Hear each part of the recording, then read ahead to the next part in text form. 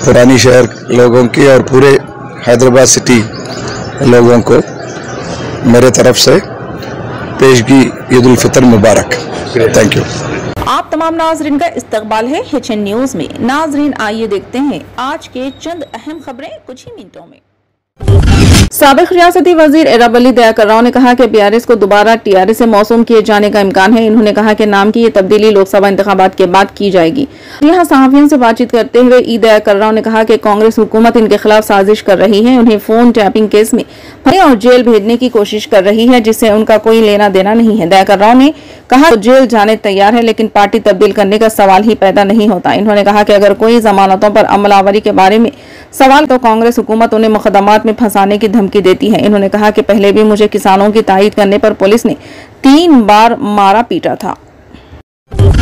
Hyderabad district election officer Ronald Rose ने कहा है कि GHMC इलाके में 3.41 लाख के तमाम मुंतकिल शुदा मुतवफ़ी और गैर हाजिर वोटर्स को असम्बली इंतखाबात 2023 के बाद लिस्ट से हज़फ कर दिया गया है। यह तादाद 2023 में असम्बली इंतखाबात से कबल 1037 लाख के अलावा है।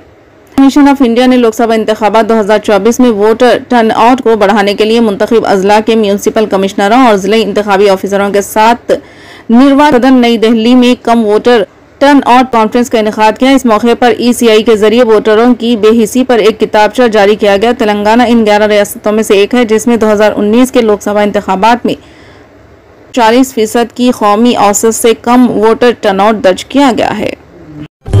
तेलंगाना की असल अपोजिशन जमात BRS को एक और धक्का लगा, क्योंकि इसके एक और रुकन असम्बली ने रियासत की हुकूमत जमात कांग्रेस में शमूलियत इख्तियार कर ली। हाल ही में हुए असम्बली इंतखाबात में भद्राचलम हल्के से मुंतखब वेंकट राव ने प्रदेश कांग्रेस व वजीर आला रेवंत रेड्डी के साथ साथ रियासती वजीर P श्रीनिवास रेड्डी की मौजूदगी में कांग्रेस पार्टी में शमूलियत इख्तियार कर ली।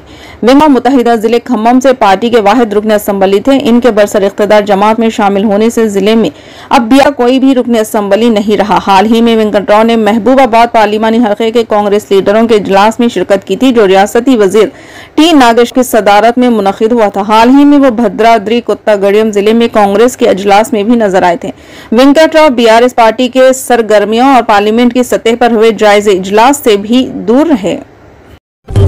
फोन टैपिंग केस में रोजाना नए मोड़ आते जा रहे हैं। इम्कान है कि पुलिस जल्द ही 2 BRS के MLAs को नोटिस जारी करेगी। इन MLAs ने मुबैना तौर पर लीडरों, ताजिरों और दीगर अहम लोगों को धमकियां दी थी। इन्होंने मुबैना तौर पर एक सियासी पार्टी से 2019 के लोकसभा इंतखाबात में मलकाजगिरी पार्लियामेंट के टिकट के लिए कोशिश भी की थी।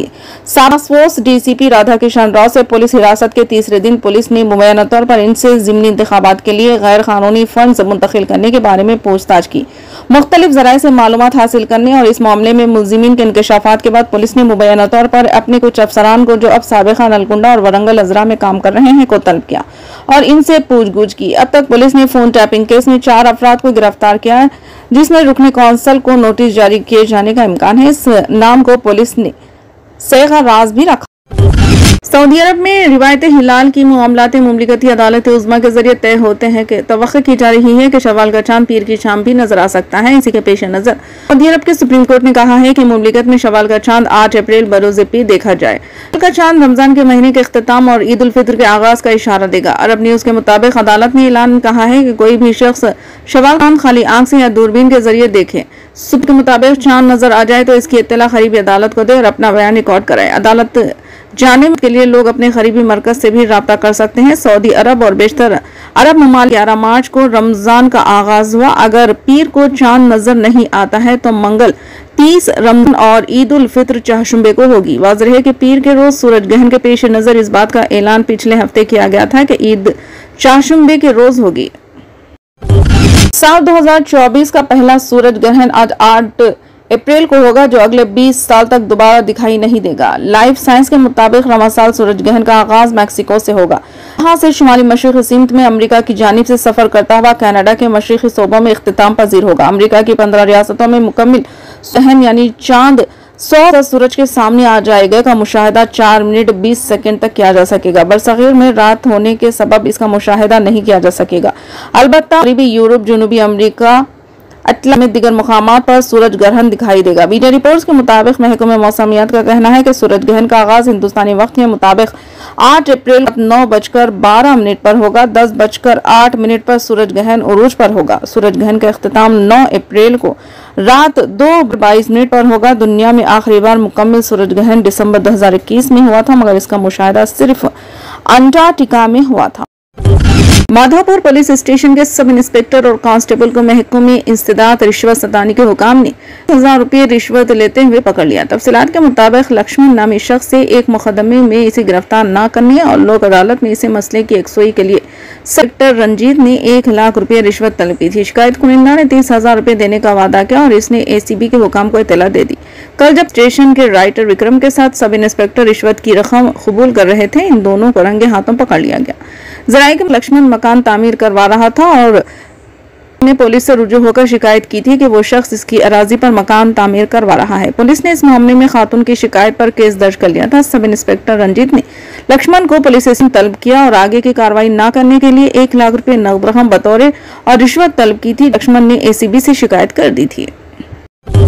आंध्र प्रदेश की हल्के लोकसभा कड़पा में सख्त मुकाबला मुतवक्के है, क्योंकि सदर प्रदेश कांग्रेस YS शर्मिला अपने चचाजाद भाई YSR कांग्रेस पार्टी के मौजूदा MP YS अविनाश रेड्डी को सख्त चैलेंज देने की तैयारी कर रही है। अविनाश रेड्डी चीफ मिनिस्टर जगन मोहन रेड्डी के चचा S विवेकानंद रेड्डी, जो साबिका वजीर भी थे, के कत्ल के मुलजिमीन में से एक मुलजिम है। विवेकानंद रेड्डी साबिक चीफ मिनिस्टर आनजहानी राजशेखर रेड्डी के छोटे कड़पा YS खानदान के लिए इंतहाई अहम हल्का है, जहाँ से कई दहाइयों से कई जगन राजशेखर रेड्डी विवेकानंद रेड्डी से नुमाइंदगी कर चुके हैं। शर्मिला जगन की हकीकी छोटी बहन है। हल्के लोकसभा मुकाबला करने शर्मिला के फैसले का मतलब यह है कि खानदानी इख्तिलाफात अब मुकम्मल सियासी जंग में तब्दील हो जाएंगे।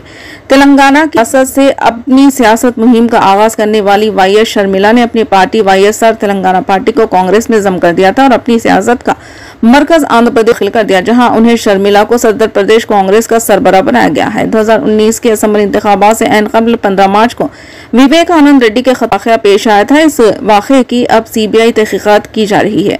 शर्मिला ने चचाजाद बहन रेड्डी दुख्तर विवेकानंद को यकीन दहानी कराई थी कि वो वालिद के कत्ल में सुनीता को इंसाफ दिलाने के लिए मुमकिन ताउन करेंगे, जबकि चीफ मिनिस्टर जगन मोहन रेड्डी ने TDP supremo N Chandrababu Naidu पर हमायत किया कि वो बहनों को उनके जगन के खिलाफ बगावत करने की शहद दे रहे हैं।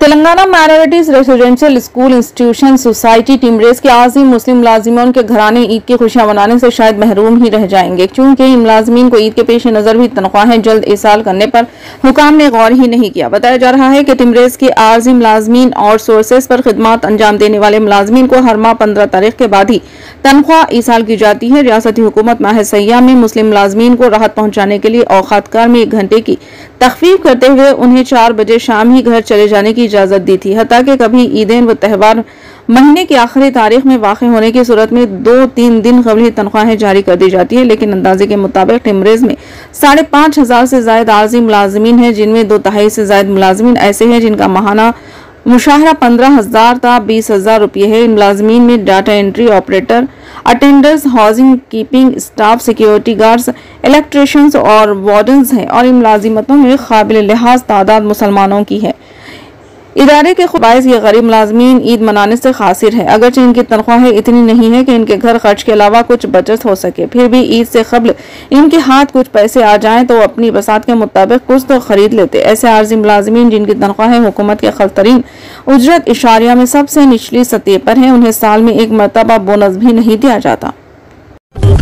फिलहाल के लिए इस खबरनामे में बस इतना ही। देखने के लिए आपका बहुत बहुत शुक्रिया। अगर आप नए हैं इस चैनल पर तो सब्सक्राइब जरूर कर लें और बेल आइकन को भी दबा लें, ताकि हमारी मजीद और भी अपडेट्स आप तक पहले मिले।